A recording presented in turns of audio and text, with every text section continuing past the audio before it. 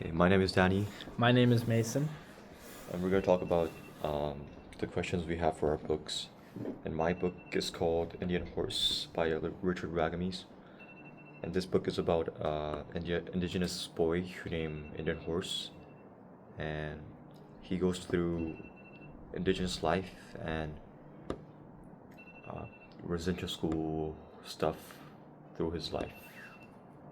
Yeah, and basically he experiences like harassments and like he get beaten by nuns, and he experiences all the like bad things, horrors in the residential schools, and that's basically what's happening here.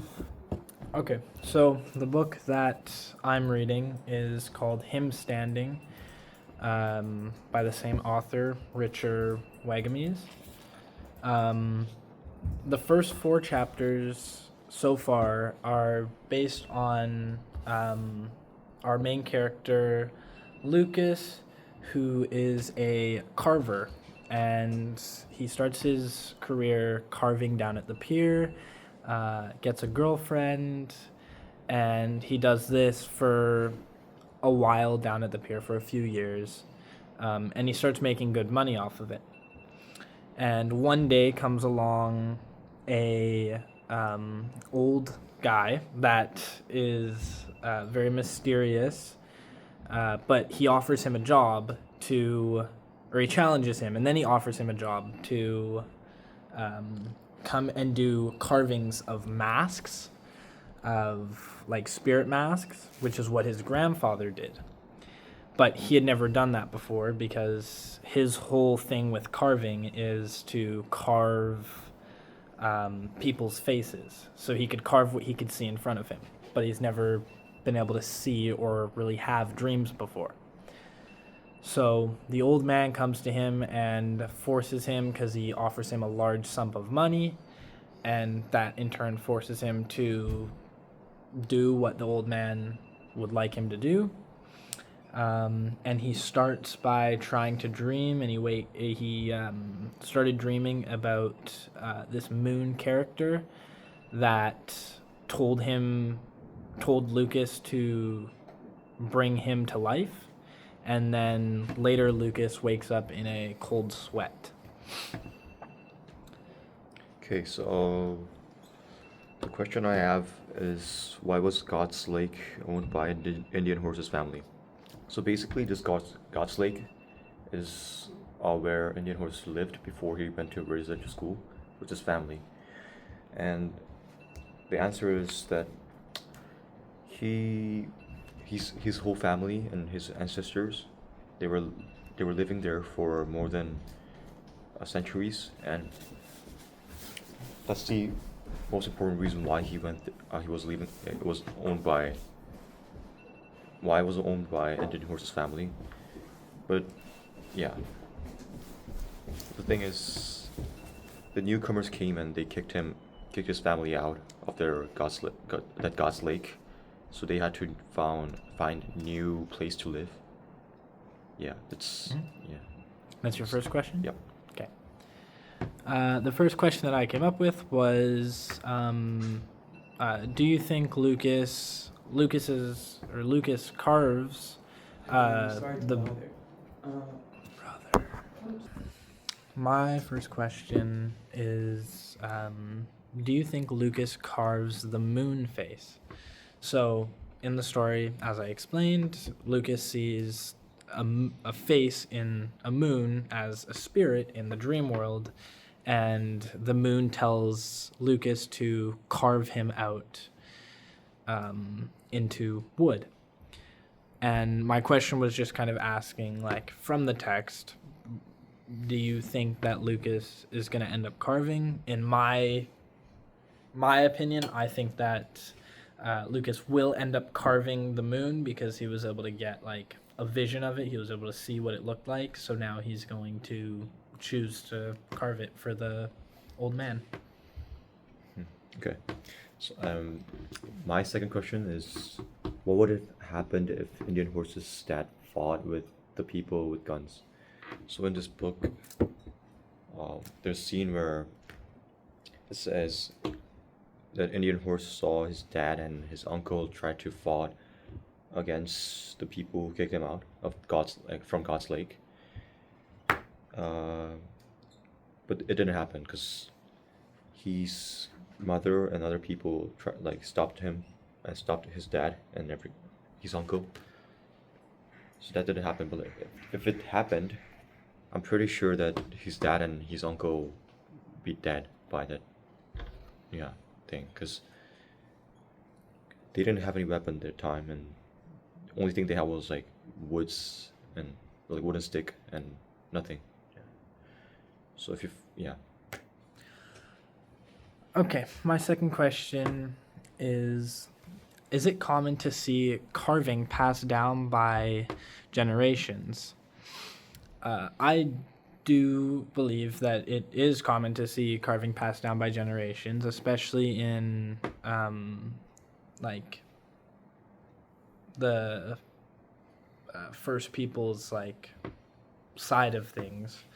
At least from what I've heard from stories and stuff I've heard from other Yeah. people, where like carving is something that someone in your family usually does before you, and it continues down, but it might change in what you're doing, which is what happens in the story here, where his grandfather was carving spirit masks and Lucas is carving faces of just Yeah. people on the street. And there's like a lot of statues that's like made Yeah. by indigenous people and like, Yeah, so I do definitely think that like carving is something that's passed down by generation. And yeah. That's good. Okay. My third one is, why did newcomers kick Indian Horse's family out of the lake? Is there any similar situation right now in the world? So I'm pretty sure the newcomers thought that God's Lake, the place, is like good spot to live and like get resources from nature, because it might have like it might had like um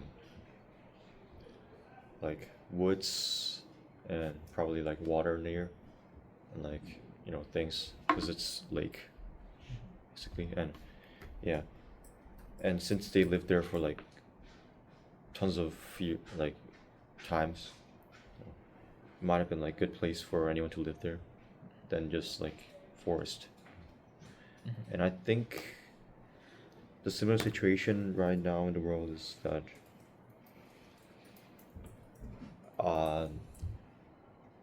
I'm seeing these other people from other country that's coming to Canada and trying to like immigrate here. Yeah. But yeah, that's like similar situation, I think, because their home country is on war right now. Yeah. Yeah. So yeah. Okay.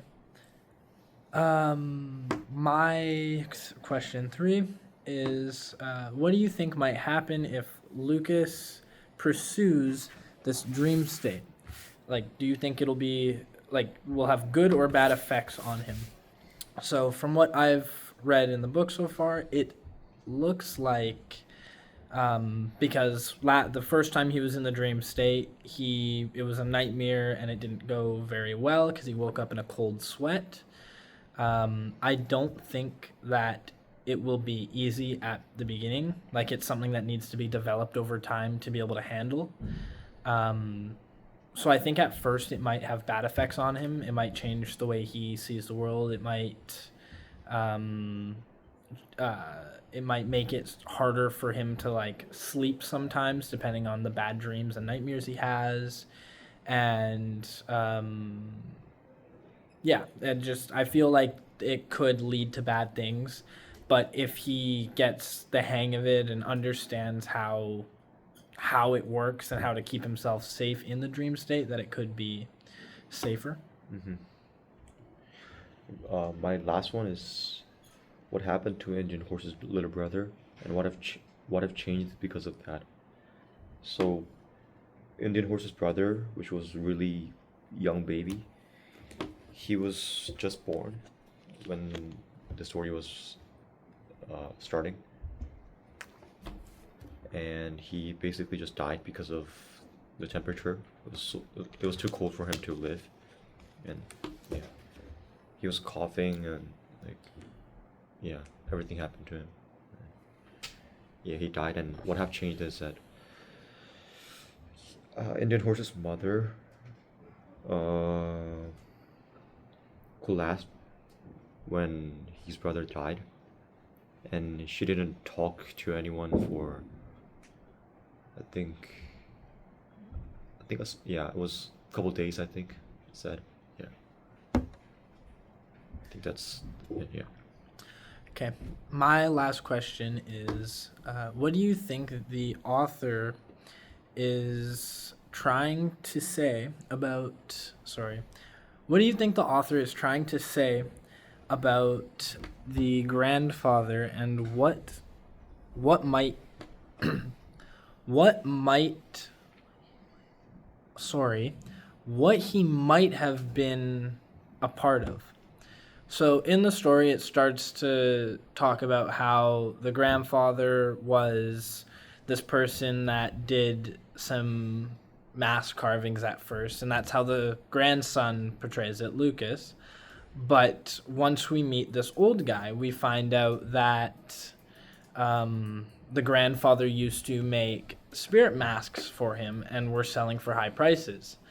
But to make some of these spirit masks, and the power behind some of these spirit masks could be possibly related to maybe some sort of like vigilante group, or like group of bad people, and or like some group of I don't know, maybe like a cult or something along these lines that use these masks in some way to connect to the spiritual world.